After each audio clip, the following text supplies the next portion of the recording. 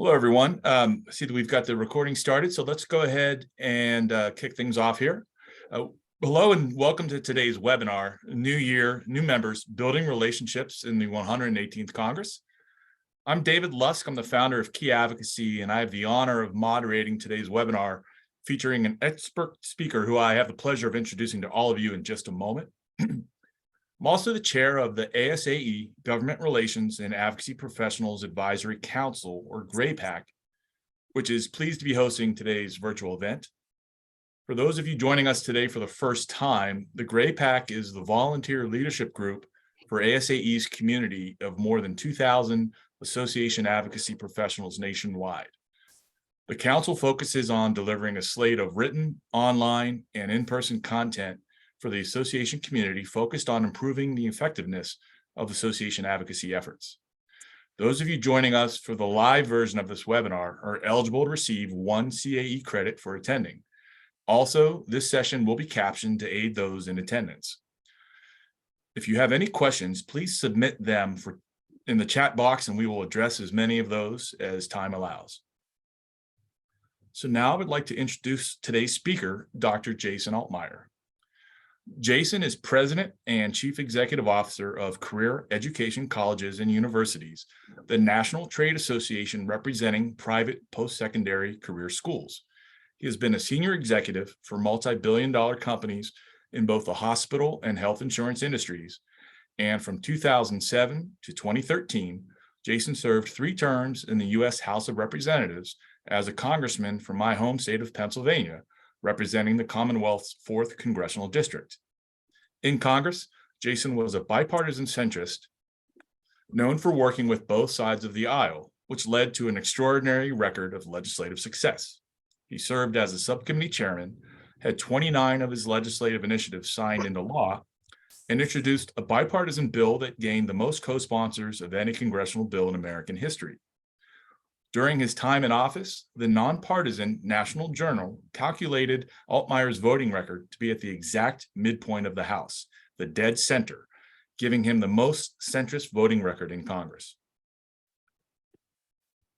A prolific public speaker and commentator, Jason in 2017 authored the critically acclaimed book, Dead Center: How Political Polarization Divided America and What We Can Do About It. We're so thrilled to have as distinguished a speaker as Jason, and want to thank you for joining us. So let's get started. Thank you, David. Good to be here. So today, Jason, we want to hear your suggestions as to how associations can guide their advocates in building rapport with their members of Congress, especially those that might be newly elected, in 3 distinct arenas. In Washington, D.C., perhaps while attending a congressional fly-in, back home in the district, and then also online, an ever increasingly important means of engagement. However, before we jump into hearing your insights for rapport building, I'd like to prompt you with a topic and ask your thoughts about how you might see the 118th Congress unfold as it actually legislates this year. So we saw the recent speaker's election and how a right flank of about 20 Republican House members had a significant impact on that election, making this the most contested speaker's election in about a century.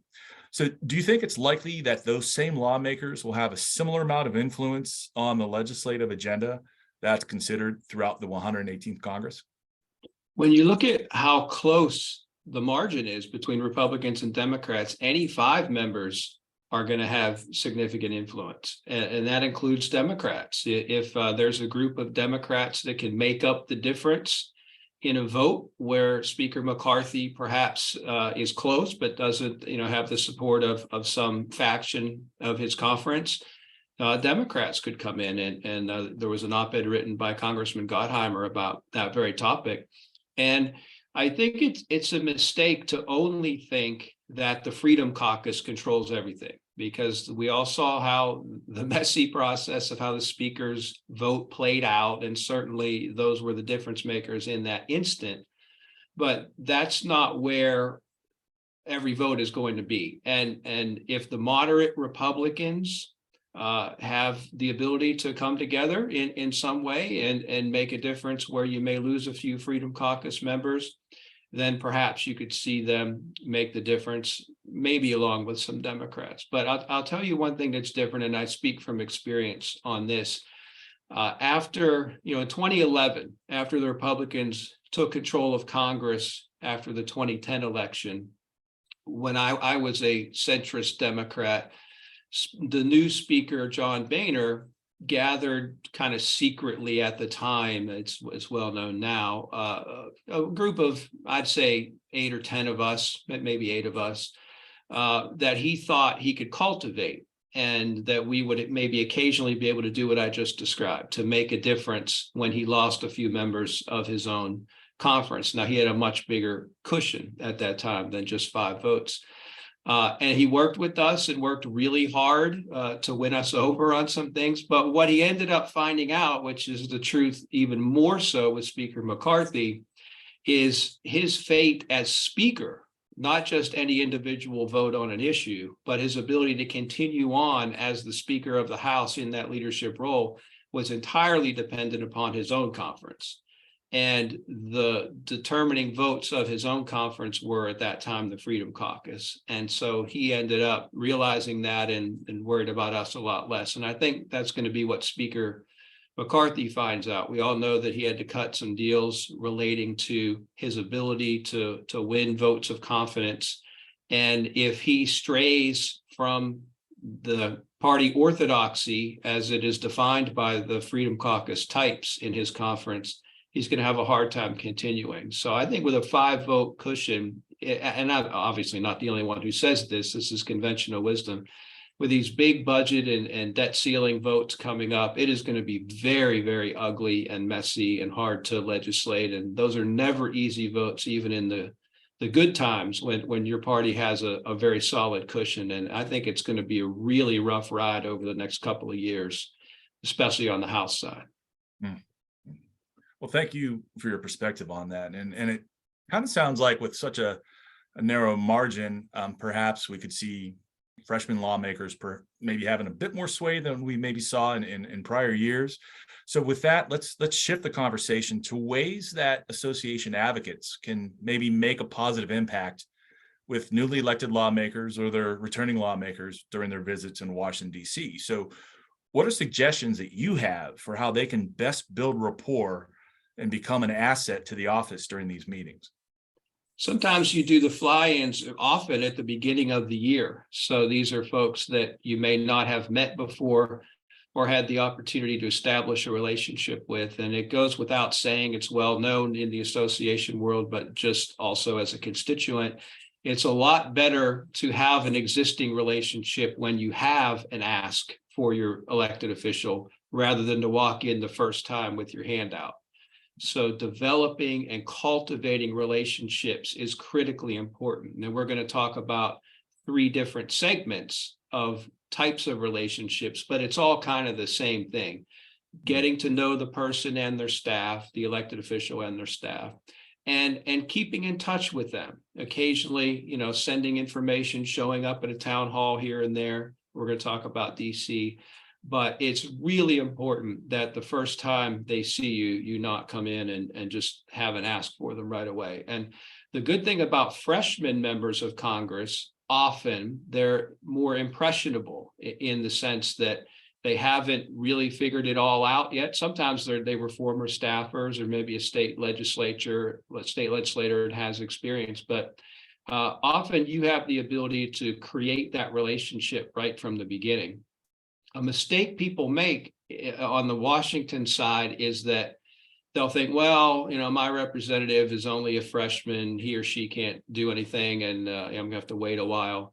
They're not even on a committee of jurisdiction that I care about. That's not the right way to look at it, because in truth, vulnerable freshmen, people who come from districts that are toss-up swing districts, have enormous power, even if they're not on the committee of jurisdiction, for you to go in as an association and say, we need this issue, that this is the way we're presenting, whether it be a legislative issue or some sort of help for the constituents and members that you represent.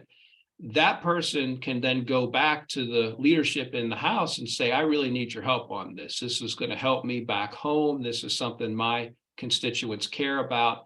and leadership's going to be very interested in helping them. And I can tell you that from personal experience, that if you put yourself in that position and you can take advantage of that, right? You can go and be a leader on topics that you're not on the right committee, but they'll let you carry legislation to the floor. They'll give you a vote. You're going to have to make the case for it on the floor and win the vote. But they're going to give you the opportunity because they want you to succeed. They want you to go back as a new, relatively unknown member in your district and be able to show success right from the start. So as an association, take advantage of that. Get to know your freshman members of Congress, and over time, you're going to develop relationships, and you're not going to be able to predict who's going to go where and who the future leaders are for the most part. I will say I came in 2006 with Kevin McCarthy as freshman, and it was pretty clear right from the start what was on his mind and the way he was positioning himself. And I think everybody understood he was a likely speaker someday, or at least was going to put himself in the running for that. Most members, you can't do that. They're just starting out. You don't know what their electoral consequences are going to be, what redistricting is going to hold. Maybe they get themselves in trouble over it. You just don't know. But while they're in office, taking advantage of the opportunity that they have to go to their leadership and carry your issue to the leadership and explain the importance in their district, that's the way that you start building a relationship that's going to help you as an association. So it sounds like even, and we know at some point we have an ask we're going to make. It's almost like we need to build this jar of political chits as much as possible, perhaps as soon as possible. And maybe if our DC meeting is the first time that we're able to connect, ask if there's anything that we could do to help the office out, perhaps. Is that what you're suggesting? Well, you would want to position the issue that you care most about. And again, you should be cultivating the relationship before you have an ask. That's critically important. But at the point where you do have an ask, you want to take advantage of the fact that that member of Congress might be someone that the leadership would want to help along the way. And a question about DC meetings that I get a lot is, how do you're rushed around, the member's 20 minutes late, maybe they don't, show up until the very end of the meeting, and you have staff and somebody just left the office and now you're ushered in for 5 minutes. And I can tell you, especially early on as a freshman, I used to think that I had a really good memory, and I used to test myself at night by laying in bed and trying to walk through every meeting that I had that day. And I could almost never do it, because what happens is the first group comes in, is very appropriate for associations, and talks about nuclear energy. And the second group is talking about Ukraine. And the third group's talking about Social Security. And the fourth group's talking about higher education. And then the Boy Scout troop shows up to get a picture with you to put on social media. And then you go to your 2 committee hearings that are meeting at the same time, and you're shuffling back and forth and maybe taking some meetings in the middle of that. And then you have receptions at night, you have phone calls that you make, and you could never remember. So the point for an association is, how do you ensure that you're the meeting that member doesn't forget? You want to be the memorable one.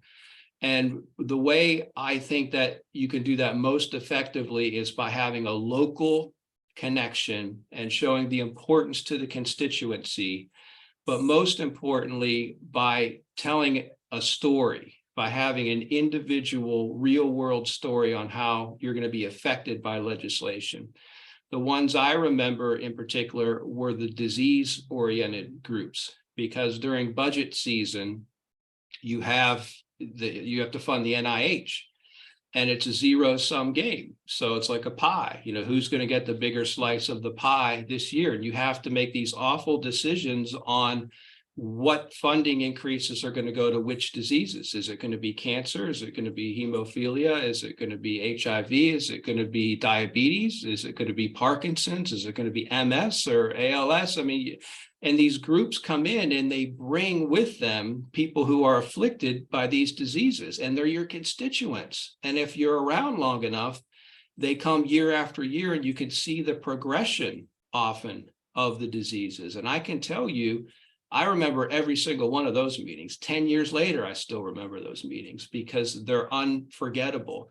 When a small business owner comes in and just asks for money and talks about, I need to have lower taxes because, you know, if you raise my taxes, it's going to, you know, that's not a message that's necessarily going to carry the day. But if you can put on a personal face to every story and show the constituent impact, members of Congress are going to remember that. And that's really important when you're in back-to-back meetings, to have a message that is not going to be just lost in the shuffle. Okay, great. And I know that you've talked a lot about maybe prior to the Hill and things that you can do, but before we get into those in-district efforts, is there anything in particular that a constituent maybe attempted as a way to be memorable during a Hill meeting that backfired, and we should really have our advocates avoid doing something? Well, I remember a lot of those too. This is my personal opinion. Seek your own advice on this, but I do find that coming in and asking for money right away is not, because every conversation's about money. If you think about legislative issues that your association is dealing with, I can guarantee you almost all of them have to do in some way to money, right? And the conversation's going to work itself around, but I wouldn't start off by talking, as I said, about the financial impact. Talk about the people impact of legislation. Like if your association, whatever your issue is, if the finances are less because of some policy issue that's being debated, talk about what that means to people, not what that means to organizations financially. That's a big one. Everyone says this, and this is absolutely number one. Always be truthful. Don't provide misinformation. Never mislead, because you will lose that relationship forever if you're caught doing something like that. Giving bad information, especially with staff who might turn around and hand that to the member, and unknowingly the member goes on the floor and speaks about it, or speaks before a conference and says something wrong, and now with social media it ends up on YouTube. You never want to be responsible for anything like that, and be factually accurate. I remember a meeting, and this is this just happens, right? And it was I represented Western Pennsylvania District, David, as you know, and heavy presence of coal, manufacturing. I had the international headquarters of Westinghouse was in my district for nuclear energy. So got a lot of meetings on both sides of the energy issue. And one time some climate activists came in, and they were a student group, and they talked about energy, and she was saying, well, we need to shut down the nuclear plants and the coal plants, and all these things. And I said, well, so where are we going to get our power if we shut down all of this? And she said, well, there's solar, and there's wind, and there's electricity. And I said, well, what do you mean there's electricity? And she said, well, the plug, you plug the plug into the wall. And it was a student. I didn't make an issue of it, but here I am. That was maybe 15 years ago that meeting occurred, and I still remember it for the wrong reasons. You don't want to be that person, right? You don't want to say something that is just so comically incorrect that you discredit the entire group that you're with at that time. Always be factually accurate. So a key takeaway sounds like people over pocketbooks, especially very early in the relationship. We're talking about the impact on the people back in the district, knowing that at some point, every issue is probably about money. So, which then brings us back to the district. So what are the kind of things that folks can do in district? Maybe there are groups here that have a Hill Day coming up, and they haven't asked their advocates to do something back in the district yet. It sounds like that's something we should organize. So what do you recommend that happens as far as what a constituent should engage in back in the district?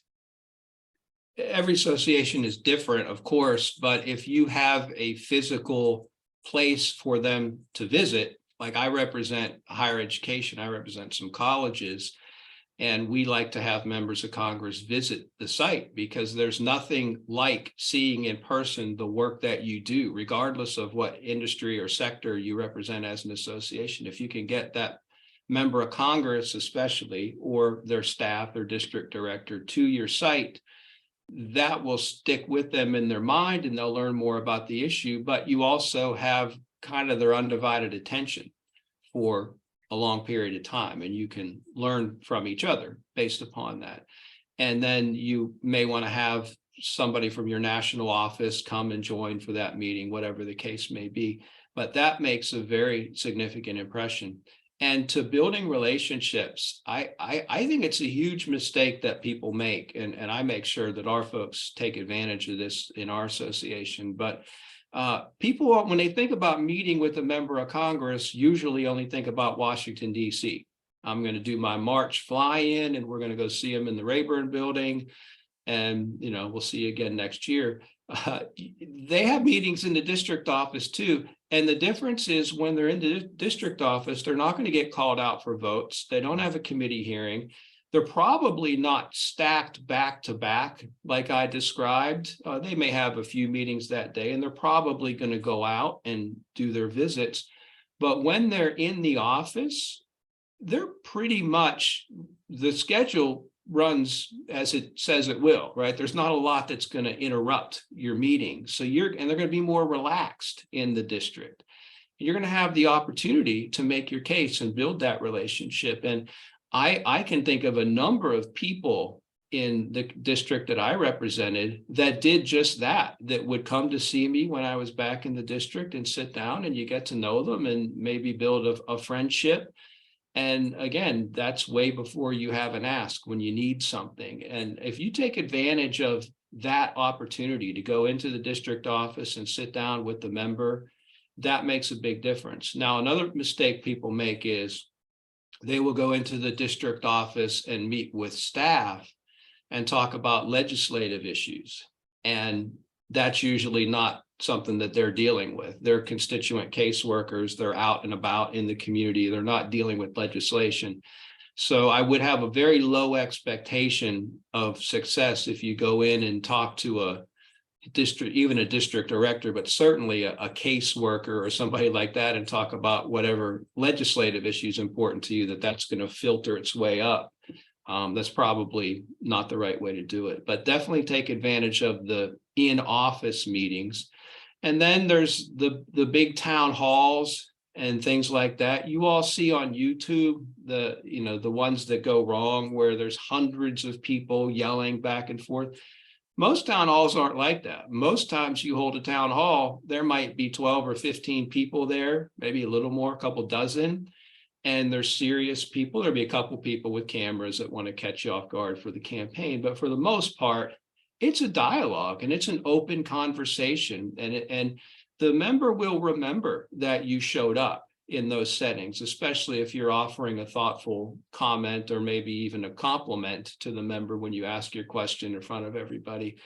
But when they see you around, they'll remember that you're active and you're interested, and they'll kind of peg you in their mind as a community leader. This is somebody who's out there making a difference, who's well known, and that can have an impact on your advocacy success also, because they will want to make you happy because they know you have a voice in the community. So for some of the advocates who are coming into the district office or somehow engaging with you, who in the back of their mind will have a legislative ask, what types of things should they try to focus on then? Just providing some information or an update on the overall issue and its impact in the district? Like, if you're saying don't bring up the specific legislation, where should they take those conversations?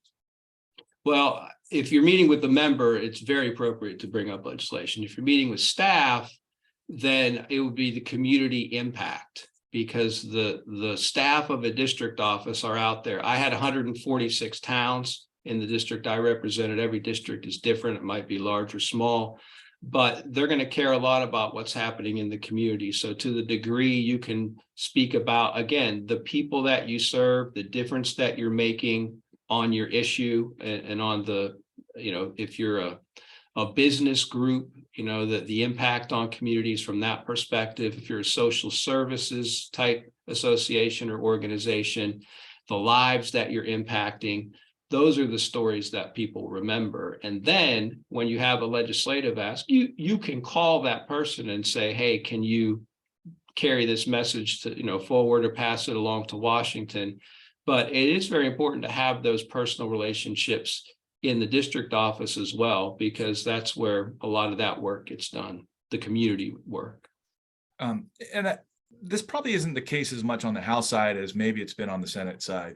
And now that lawmakers are sworn in, occasionally, I've seen where a district office wasn't set up for a while, or shortly after the election. Is there something that a constituent can do? And it's a little bit late now, but certainly for the next election, from the time that someone's been elected to office, or they're an incoming lawmaker before that district office gets set up, is there some way that they can reach out and start to make connections with that incoming lawmaker? Well, that happens especially on the Senate side. It takes the Senate folks a while to set up their offices, in part because the funding stream is different, the way the transition is set up from one senator to the next. The House side, you can get set up a little more quickly. But now with social media and all the different ways of communicating, you can get your message across without having to be in a physical office. And again, the member of Congress is going to be out doing tours in the community. They're going to be going to festivals and, parades and all of these things. And where it's appropriate, you can catch them there, if the setting allows for that. I wouldn't push yourself in that setting, if it's inappropriate, but you're going to see them around. And the district staff are going to be reachable virtually. We all live in a Zoom world now. We're on Zoom right now. That's a good way of doing things too. If the district office isn't set up yet, or for some reason is closed or inoperable for a technical reason of some sort, you can still do the meetings virtually. Okay. Well, it also sounds like they'll maybe not have a meeting, but if we do run into them somewhere in the community at a festival, at a parade, at least saying hello and introducing yourself, and maybe saying, I'd like to at some point schedule a meeting with you. Who should I contact? That can actually be helpful in making yourself known as a presence in the district. Is that right? That's true, but you're going to have to follow up if you're approaching it that way, because any member that you talk to is going to say, oh yeah, I would love to meet with you. Sure. And, here's somebody's card, maybe, or just given a name of their district director, but you're going to have to follow up. You would never expect a member to remember your comments or even your face if you're catching them out at a parade where they're going to see several hundred people at the same time. So that might be a mistake that people make too. And I could tell you from the member's perspective, I always try to keep this in mind, that every time you meet somebody in that setting, you're walking the parade route and somebody shakes your hand or says something like you just said, that might be the only time you ever meet them. That might be the only time you ever see them. And for the rest of the time you're in office, that's going to be their impression of you.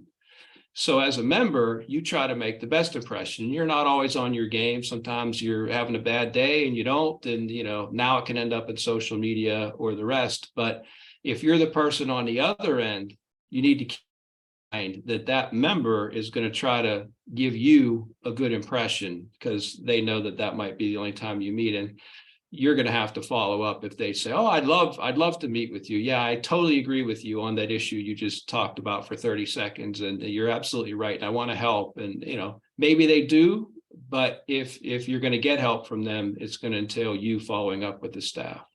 Okay. Well, and you started to talk about social media and getting involved there. So that's obviously an ever increasingly important venue for interacting. Do you have any suggestions on ways that constituents can have a positive impact with their lawmaker, the things they should do, and maybe even a thing or two they should avoid when it comes to social media? What to avoid is putting out material, especially moving pictures, still shots, maybe one thing, but video without clearing it with the office first, or it being innocuous, that would be okay. But you can put people in a bad position by putting out video when people aren't ready or aren't prepared, or maybe you're just speaking off the cuff. And You don't want to be, I could tell you at that town hall meeting, the people who were there with their phones up, you know who they are, and you're not going to want to go around them. That's going to be the person that you walk past when you see them at the community festival or the parade, because you're not quite sure if what their motivations are. So I'd be cautious about that. Now, when they visit your site and they come, to one of your members' offices or schools or whatever, nonprofit organizations in the district, you would clear that in advance, that you're able to take pictures, perhaps film part of the tour, do a press conference or speak to employees and film that and put it on the website. That's stuff you could clear in advance and would make a good impression on the member. But always be say nice things, be complimentary of the member and the work that they do. It goes without saying, any type of confrontation or disagreement that you have, if that were to come to light in front of others or in a way that it shows up on social media, that is not going to help your case, no matter how angry you might be at the time. And I in my day, I was a conservative Democrat and went against the party on some pretty big issues. And I could tell you remember when people start to go the other way on you and they get frustrated with you as the member and they say things, that gets back and you remember that, and that fractures relationships. So you want to be careful about that. So it sounds like a key element is transparency, that if we are with you somewhere in person, would you mind if I took a photo? Could I use this on social media? Do I have your permission to do so? Always sort of asking and being upfront before assuming that we can do something. Also, I know from I would, on that front, even if you're not taking a picture with them, taking a picture of them doing something, maybe it's not a flattering picture to them. Whatever the situation is, maybe they're doing something, interacting with people in a way that could be taken the wrong way. You just have to be really careful about what you're putting out there. Right. The last thing you would want is somebody to be retweeting or sharing your harmless, no harm intended tweet, because it shows that member in some sort of unflattering light. Right. Well, and you also mentioned maybe folks getting frustrated, and I've seen where advocates perhaps are having a bit of a difficult time, maybe getting a meeting, and they'll put something on social media where I think we, at times on social media, we have a little bit more keyboard courage, where we can sort of say something in the heat of the moment, sort of hit enter and realize that, okay, now it's on the internet. But how does that land for an office if you do see something sort of negative about you, or, not the most positive comment? Is it kind of hard to tell between who's just really frustrated and who could even be possibly a danger, which is something we have to consider today? Yeah, absolutely. The second part is true. More so, I had some circumstances where we felt like everybody has. You have to alert people because you had a bad feeling about the way that interaction went down, and you might want them to check on that person. But in normal circumstances, definitely. Especially if your association has a difference of opinion, and I represent an association that has some very hot button political issues, and we have members that get very disappointed or angry with their representatives and members of Congress, and we have these conversations with our members that, no matter how much you disagree, no matter how in opposition to your point of view your member of Congress is, you have to always maintain your composure. You have to do things in a professional way as an association. And we've all seen, with Twitter in particular, but social media as individuals, there's so much negativity, there's so much bad feelings, and it just seems to be a cesspool of negativity and people yelling back and forth at each other virtually. You don't want to be, as your association, you don't want to be caught up in that. You can't share that type of information. If somebody says something negative about a member of Congress that you don't agree with, you don't retweet it. Don't go, oh, right on, this is great, I wish I could say that. And by sharing it somehow you're absolved of that sin. You're not. It's you have to avoid the temptation in today's world to go down that road. And it is very easy to fall into the trap of just joining on to the snowball rolling down the hill of negativity. But you're representing members, and you want to make a good impression, and you want to have friends. And it goes in politics, the cliche is, your enemy today is going to be your friend tomorrow. And that's absolutely true. You don't want to burn bridges, because they may be with you, or they may be a key vote on an issue next time around, or they might help you at home with a constituent issue, some sort of casework. You're having a zoning problem with a new office you're trying to open. Who knows what could happen? You want to have a good relationship, even if you disagree on the issues.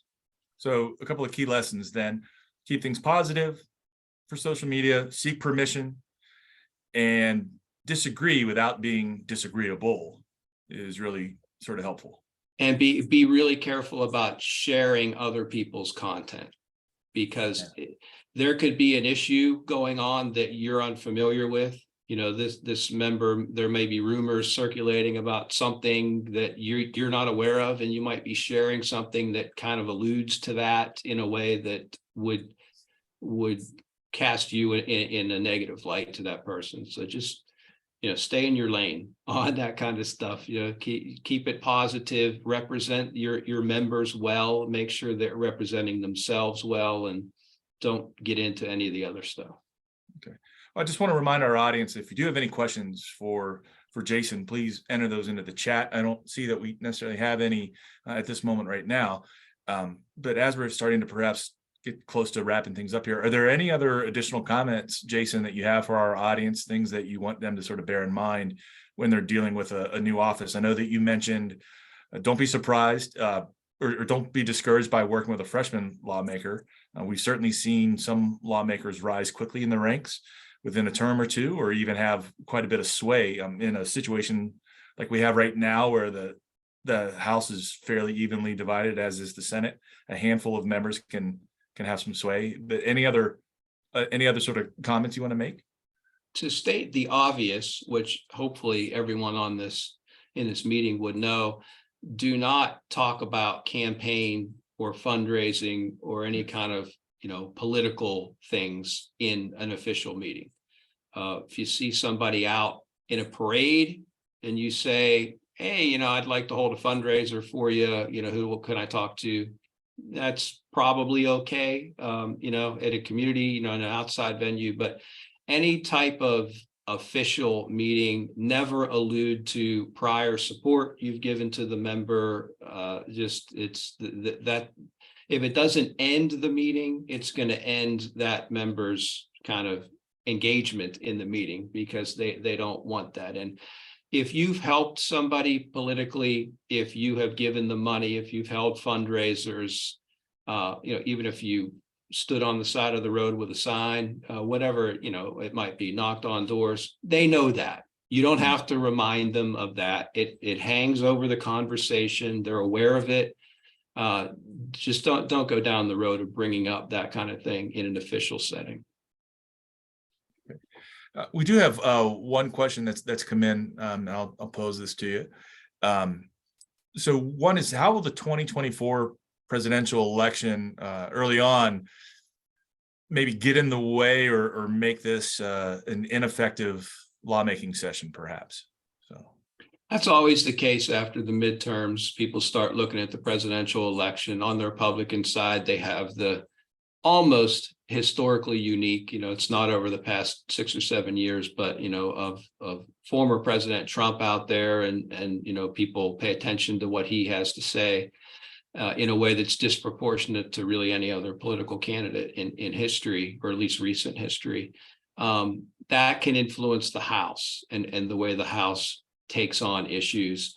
And on the Senate side, the Democrats have control. There's probably a number of Democrats that I know there are that would like to be president someday and would like to position themselves for running for office. It may not be 2024, but If you're an association, especially a national association, and you have a conference that brings in several hundred or 1,000 people or thousands of people, you can pay attention to what people's ambitions are. And if you're interested in giving them the opportunity to address a national audience, especially on a key issue, and portray them as a champion of the industry or sector that you represent as an association, you can benefit by those ambitions. And there's a 99% chance that that person is not going to be president, but there is a chance that they will. And there's benefit to that in the long run, but there's always benefit to you as an association of understanding people's larger ambitions. If you have a House member that might be interested in running for the Senate, and you're a state association, and you have statewide conferences where you're bringing in a lot of people and giving that member the opportunity to speak to a statewide audience or visit one of your large sites and meet with employees or staff in a different area of the state, if they're interested in doing that, take advantage of that, because you never know where people are going to end up, but they can be helpful to you right now in their current position, and understanding kind of what makes them tick and what motivates their interests and their votes is only going to help you. We have another question. It's a two-part one. This is about some in-district engagement. So as a former member of Congress, for you, what made a successful site visit by an organization?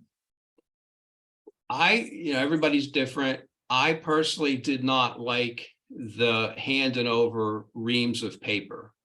You sit around the table, or maybe as you're leaving, and they hand you this volume of just paper about their site, and all you're going to do as a member is hand that off to somebody else. I did not find that to be particularly effective. So getting your message across, rather than expecting that the person you just met with, whether it be senator or congressperson, is going to actually sit down and read what it is that you've handed them, that's a mistake. So understand that the message that you're conveying in person is the way that they're going to take in that information. So be ready to answer any questions, but have the elevator pitch, but a little bit longer than that for a sit-down meeting. And again, the mistake a lot of them make is, especially in that type of setting, is to talk about the money impact of social policy or public policy. I would stay away from that. We would have to close our doors if you pass this piece of legislation. We'd lose money. We have to lay off staff. That's not what they want to hear. You want to talk about the impact to people, not the bottom line. That's how you have the most effective visit. So it sounds like maybe this is a little bit of an answer to this next part of the question, which is, what can associations do to ensure that the site visit that they host is valuable for the lawmaker and helps sort of further the relationship? Are there any suggestions on that regard? Yeah, continuing to build upon and cultivate the relationship. The follow-up from the visit is going to be very important. Anything that you can show that's unique. A lot of times now people have gadgets that the member can play with, and whether it be an Oculus of some sort, whatever your association's representing, but maybe that presents a good photo op, giving the member the opportunity to speak to large groups, to employees or staff of that organization is really important. And be cautious. You can't always control this, but be cautious of political opposition in the site visit there, whether it be a workplace or whatever. If the person's touring around and maybe answering questions, and you have a town hall type thing, you never know what can come up, and you don't want to have somebody step up and say something inappropriate or politically incendiary. You can't always control that, but to the degree you're able to make sure that doesn't happen, that's really important too. So it sounds like, if we can, fun over facts. Don't bury me with a 3,500 page volume book you want me to read, but is there something memorable that we can have fun with that your site maybe produces, or something that can make it make it a bit more enjoyable. Okay, great. Another question someone has is, when an association is hosting their annual fly-in, are there any resources or speakers or ways that you recommend that they prepare their association members for the Hill meetings that they're going to have? Different associations have different access to resources. And you may have a lobbying firm representing you. And in that case, that firm may or may not be able to assist with that kind of thing. But having an appropriate leave behind, a one pager rather than, the book. But there's differences of opinion on that. I'm not sure where I am exactly on this, but sometimes people believe that if you send the one pager ahead of time to give the staffer or ideally the member the opportunity to read it before the meeting, that may work. But these folks, as you know, are just overwhelmed. And I told you the schedule that the member has, and the staff's the same way. So you just want to make sure that you're providing information in a user-friendly way and get to know the office to see what they prefer on that. Charts and graphs are way better than pages of data. But, every association's different, and you just want to make sure that you're conveying the most important points that are going to leave a good impression and be memorable to the people that you're meeting with. And if we are going to send something ahead of time, maybe some type of a one pager, is there a certain format that's more helpful than others? I've heard perhaps maybe if you could send it as a Word document, if there is some slight verbiage in there, that they can copy and paste that in a memo to the lawmaker if they want to talk about the upcoming meetings and this is who they are and what they want to talk about. Is that perhaps helpful versus a PDF that they have to retype everything themselves? I would imagine that's true. I think PDFs now, I think you can, in some cases, copy and paste. Yeah. So maybe that's less of an issue. But I'll tell you something that's really important. And of course, most people know this now. If you send something by mail, it has to go through security screening off-site. So it doesn't go directly to the office. It goes, I don't know what they do, the X-ray machine or the testing for powders, whatever it is. Sometimes they open the mail and go through it before they send it to the office. So it could literally be weeks before your written follow-up on the meeting gets there. So especially in Washington, that would be the case. So be very, very cautious about sending things through the mail to a DC office. And you mentioned just how busy the lawmaker is, how busy the staff are, especially in DC when you're in session. So most likely, most members of Congress probably receive more meeting requests than they ever have time to actually conduct. Do you have any insights on sort of how you selected meetings or what someone can do to increase their chances of meeting with a member of Congress? Bringing constituents is number one. If you're a national association or even a state association, you're not bringing somebody that is in the district, you're going to have a lot less of a chance of getting the meeting. Even if you're the executive director and you may be in DC or the state capitol or whatever it might be, if you're not a constituent, that's going to be the first question that they ask. How timely is the subject that you're talking about? I talked about those, NIH meetings that we had. Those were all around budget season when those decisions were being made. Obviously, if you're late, if the issue's already been resolved one way or the other, you're going to have a lot less chance. And again, if you have a personal relationship, that's the ace in the hole. You want them to know who you are. And the mistake people make, this goes at the district office too. I always tell people the two most important people in any congressional office are the receptionist and the scheduler. And people have an unfortunate tendency, because those are often young people, maybe right out of college, and they look young, whatever it might be. You don't want to disrespect them. You don't want to walk in and treat them like you don't think they're important, because they control access to the door. They are the one that decides whether or not you get the meeting that you're requesting. So I could not emphasize enough. You want to build relationships that are going to be meaningful to your association and really increase your chances of getting face-to-face meetings with a decision maker. Be nice to the receptionist and the scheduler, because they're the ones that control your fate. Great. I think those are all of the questions that we have. I want to thank our audience for joining us today. And again, Jason, want to thank you for joining us. I know we've talked for a while about trying to involve you somehow in one of the Gray Pack sessions. And to our audience, please be on the lookout for future sessions, both online, in person from the Gray Pack. We also do produce some written material for our for ASCE publications. But thank you for joining us today. Thank you again, Jason, and we look forward to seeing everyone soon. Take care, everyone. Thank you, everybody.